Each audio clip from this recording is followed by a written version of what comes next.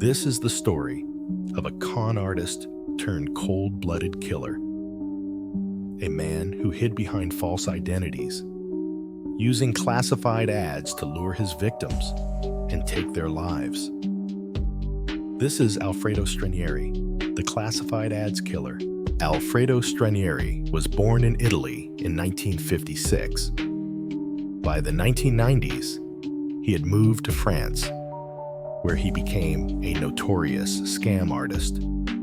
But soon, fraud wasn't enough, and he turned to something far more sinister. Stranieri had a simple but deadly plan.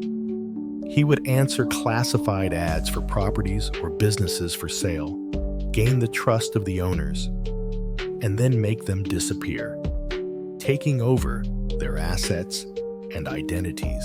His first known victim was 60-year-old Andre Armand, a garage owner.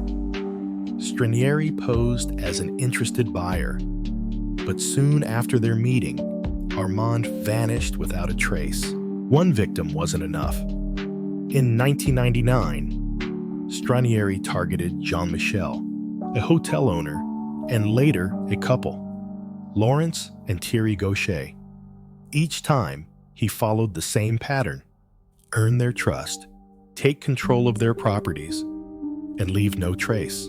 As more and more people went missing, authorities started connecting the dots.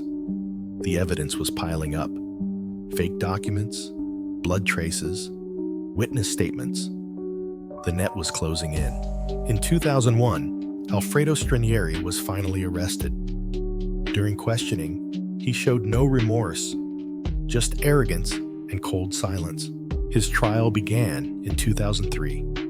Despite overwhelming evidence, Stranieri maintained his innocence. But the jury wasn't fooled. He was sentenced to life in prison, with a minimum of 22 years before parole. His trial began in 2003. Despite overwhelming evidence, Stranieri maintained his innocence. But the jury wasn't fooled.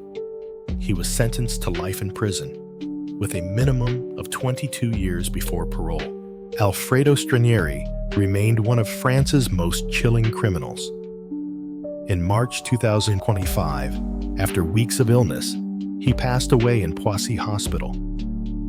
His crimes may be over, but his story remains a terrifying reminder of how deception can turn deadly.